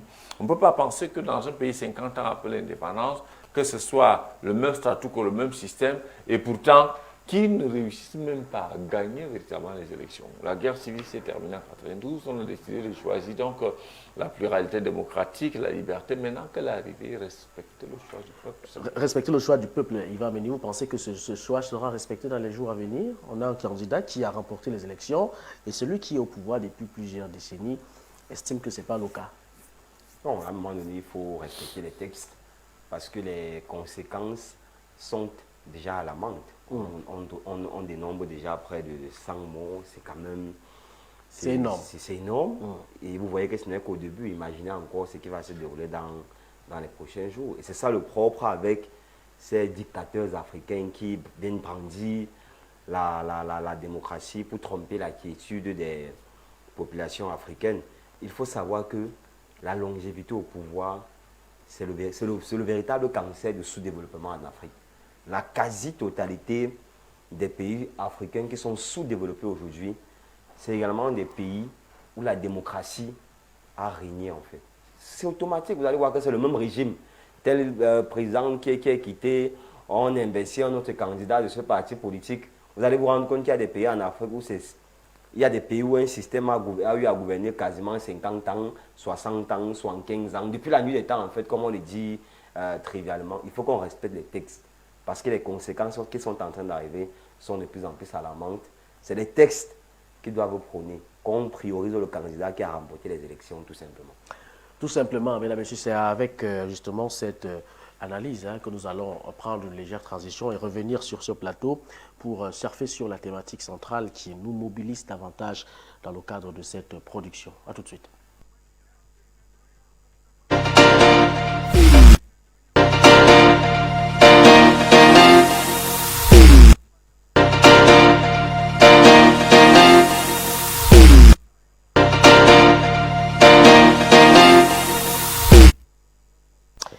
Retour sur le plateau, on le disait à l'entame de ce programme MTN, son président directeur général qui a donc promis en tout cas investir des milliards en 2025. On se pose notamment la question de savoir si ces promesses sont creuses ou alors elles seront une réalité. C'était dans la semaine dernière Ralph Mupita qui a annoncé que son entreprise allait ainsi investir 62,4 milliards de francs CFA en 2025 afin d'améliorer la qualité de son réseau au Cameroun. Il s'est étendu même sur 3 ans en parlant d'un investissement de 187,2 milliards de francs CFA. C'est une annonce qui a donc été plutôt accueillie de manière avec beaucoup justement de fierté par certains Camerounais, même si également d'autres pensent que c'est tout simplement de la fumée blanche qui sera une fois de plus vendue à l'ensemble des Camerounais. C'est la thématique centrale justement qui nous rassemble dans le cadre de cette émission. Joseph Hassan Batsogo, la qualité du réseau qui devient de plus en plus piteuse au Cameroun. On a vu le ministre des Postes et Télécommunications dire des choses dont elle-même n'avait pas la parfaite maîtrise devant les élus de la nation. Aujourd'hui, le président directeur général du MTN qui dit vouloir ainsi investir une somme aussi colossale pour améliorer la qualité de son réseau au Cameroun. Est-ce que vous croyez réellement que les Camerounais ne feront plus face à cette précarité justement du réseau comme on le vit aujourd'hui? Alors, Romaric, je voudrais commencer par poser une question très simple. Le prix de la minute d'appel au Cameroun est de combien? Je ne sais pas. Voilà. Voilà. Déjà, personne ne contrôle ce qu'il paye pour communiquer chez nous. Qui contrôle? Vous mettez de l'argent, vous ne savez même pas combien coûte le prix de la minute. Ailleurs, on connaît. Je mets mes 500, je sais que je vais appeler. Une minute coûte 25 francs, une minute coûte 50 francs. On ne connaît pas. On nous enfume avec les offres de promotion et tout. Tu mets 1000 francs, tu as 10 000. Mais dès que tu mets ça, tu vois 10 000. Mais dès que tu fais 3 minutes, tu viens de te rendre compte qu'on a coupé 4 000. Oui. Appelle tout réseau, tu dis, bon, ben écoute, 1000 francs, ça va te donner 30 minutes d'appel. Tu mets. Tu n'as pas le temps pour calculer que quand on divise 30 minutes par 1000 francs, ça fait comme. Mais dès que tu appelles, tu fais 5 minutes. Sur les 10 000 là, on a déjà coupé 3 500. Tu vois l'entourloupe. Personne ne s'y intéresse. Dans les pays sérieux, on connaît le prix de l'impulsion de la minute d'appel. De 0 à 59 secondes, c'est 50 francs. 5 minutes, ça me fait 250. Pas qu'on te dit, bon, ok, tu as 250, tu vas booster, ça va te faire 3000. Tu vois 3000, mais dès que tu lances l'appel, 250 francs. Quand tu coupes, tu as fait 3 minutes, sur les 3000, on a déjà coupé 2500. Voilà comment on frappe les Camerounais. Et tu t'indignes donc de ce que la ministre est allée balbutier devant les députés. Mais attendez, quand elle a sa part sur ça, vous voulez qu'elle ait dit quoi? Tout le monde demande sa part sur ça. Du coup, bon, il faut déjà, il n'y a pas un véritable contrôle de l'action gouvernementale. Les députés d'opposition vont dire, bon, ben, le chien à bois, la caravane passe. Si vous êtes fort, on va donc au vote. Sachant qu'ils comptent sur la majorité obèse. Donc, tout ce qu'on fait là. Je disais à quelqu'un l'autre jour que les sorties du député Nietzsche sont des sorties intéressantes. Mais ça tombe sur le dos de qui? Du canard. Il parle, mais puisqu'il faut qu'il y ait quelqu'un qui décide. Et ceux qui décident, ce sont ceux qui l'incriminent. Quand il peut prendre un exemple assassin en disant par exemple qu'au Maroc, avec 1 milliard de dollars, donc 600 milliards, on a conçu presque 1000 km de route. Chez nous, on a 1200 milliards, donc 2 milliards de dollars, on n'a pas pu construire 196 km de route. Là-bas, c'est 4 x 4, mais ici, chez nous, c'est 2 x 2, on n'a même pas pu terminer. Il assassine Ngannou Djoumessi comme ça, mon dos vision. Il pense que qui va aller demander à Ngannou Djoumessi les comptes? Puisque le vieux, lui, est dans sa prison dorée tranquillement au palais, il ne sort pas. Qui a accès à lui? Personne ne connaît. Ça relève du mystique. Est-ce qu'il reçoit les membres du gouvernement? Est-ce qu'il reçoit le Premier ministre? Est-ce qu'il organise les conseils de cabinet? Qui lui rencontre? C'est du mystique. Il faut être un initié exotérique, avoir traversé 8 mers et océans pour comprendre comment on fait pour rencontrer le chef d'État. Tu savais qu'il y a un chef d'État seulement lorsqu'on voit les ambassadeurs qu'il reçoit sur les photos. Et quand c'est la Charte TV qui diffuse ça. Alors, du coup, donc, elle peut donc venir raconter du n'importe quoi devant les députés, puisqu'en fait, aucun député du RDPC ne va lever le doigt pour lui poser la question. Bah, si on pose la question, d'ailleurs, même des réponses sont préparées. Restons justement sur... Je suis dans le sujet. Voilà, restons justement Je suis dans le sujet pour revenir donc en disant que, bon, le gars de MTN peut se vanter qu'il va investir l'argent. Oui, d'accord, il va investir. C'est pour faire quoi? Pour réduire le coût, le prix, ou pour avoir des installations où on aura, dès que tu lances l'appel, 2 secondes ça sonne, ou bien ça va tourner. Nous recherchons à joindre votre correspondant. Entendez, nous recherchons à joindre votre correspondant.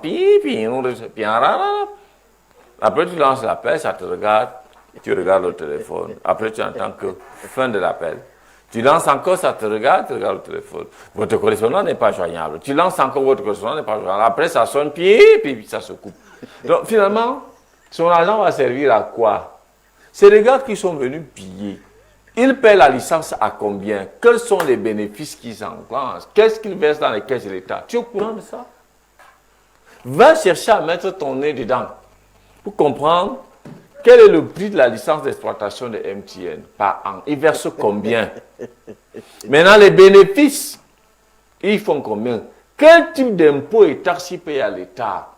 Puisque les agents qui sont chargés de recouvrer et de gérer le dossier, chacun sa part sur ça. Si MTN devait payer 100 milliards d'impôts et de taxes, il peut verser 50. Et les autres 50, ils donnent 1 milliard, là, ils donnent là. Ça va faire peut-être 10 milliards. Et puis le reste, ça rentre dans ses propres caisses. Voilà. Du coup, que le réseau soit bon, que Internet soit bon. Ce n'est pas leur problème.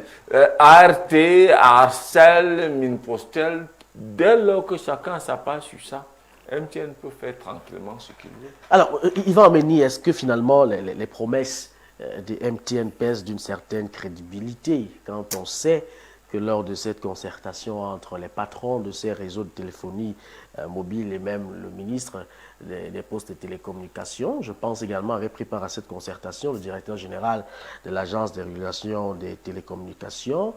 Finalement, il y a des résolutions qui avaient été prises. On parlait d'un investissement de plus de 100 milliards de francs CFA de manière concertée pour améliorer la qualité du réseau au Cameroun. Jusqu'ici, il y a toujours que vous pouvez appeler votre frère à 2 mètres de vous, vous n'arrivez pas à la voir, même si vos téléphones sont probablement allumés. Il va amener, il n'y a que le temps de consommation de certaines données, les data aujourd'hui, ça devient de plus en plus compliqué. Vous mettez 1 giga de connexion Internet et vous n'arrivez même pas à faire ce pourquoi vous l'avez rechargé. Finalement, est-ce que ces promesses sont encore crédibles, mon cher Yvan Ameni, ou alors il s'agit là d'une stratégie de communication mise sur pied par cette entreprise?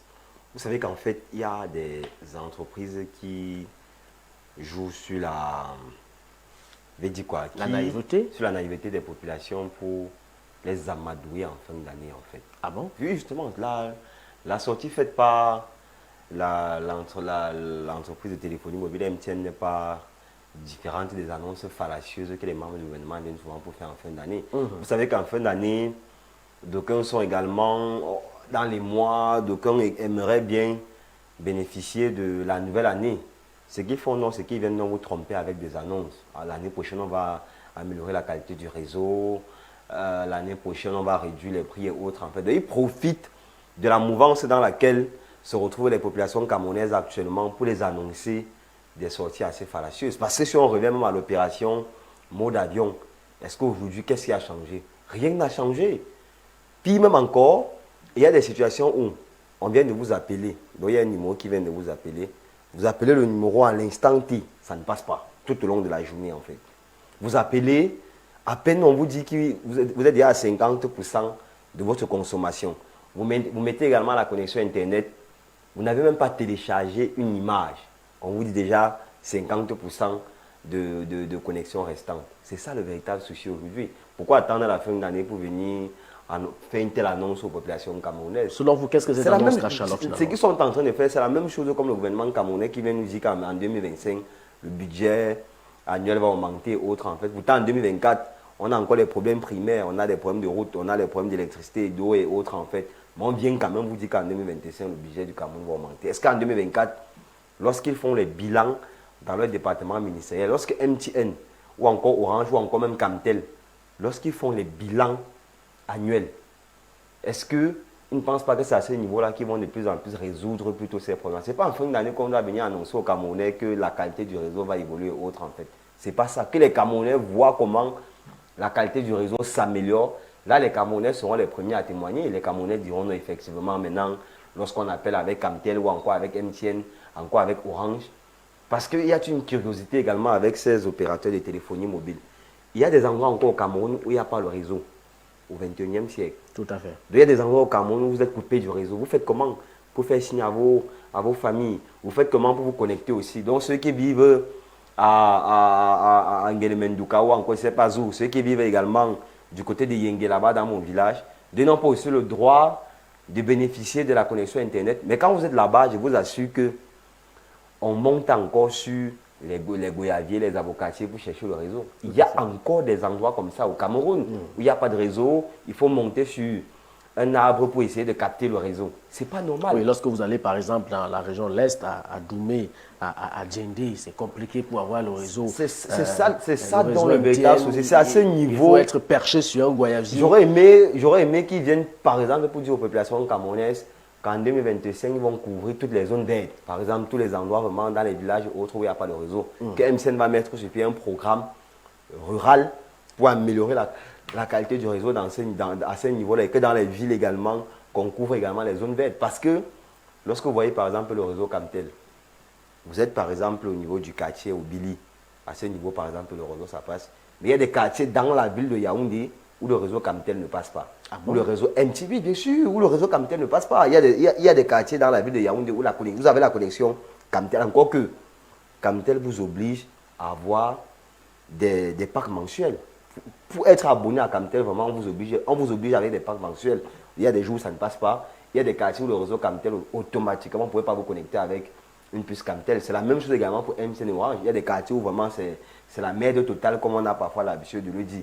J'aurais aimé que ce soit à ce niveau-là que ces opérateurs de téléphonie mobile s'y penchent et qu'on réduise également le prix des différents forfaits et autres en fait. Parce que même au niveau des Orange Money et autres, MTN Mobile Money également, c'est très cher à ce niveau. C'est de l'argent des Camerounais qui sont de plus en plus enfumés en l'air de cette manière-là. On ne refuse pas que la mesure est bonne. Aujourd'hui, vraiment avec la technologie, on peut faire un dépôt à proximité facilement et autres avec un téléphone portable. Mais il faut dire que c'est cher pour le Camerounais lambda. Ce n'est pas tous les Camerounais qui ont les moyens pour aller faire les dépôts Orange Money et autres en fait.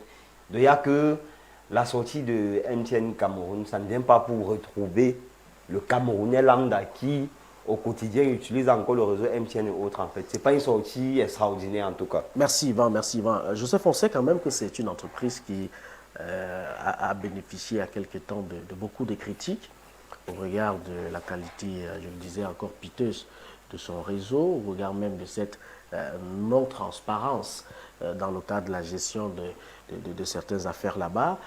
Aujourd'hui, est-ce qu'on peut avoir une garantie qu'enfin, au moins, pour cette promesse-ci, elle tiendra ses fruits et elle accouchera des beaux fruits?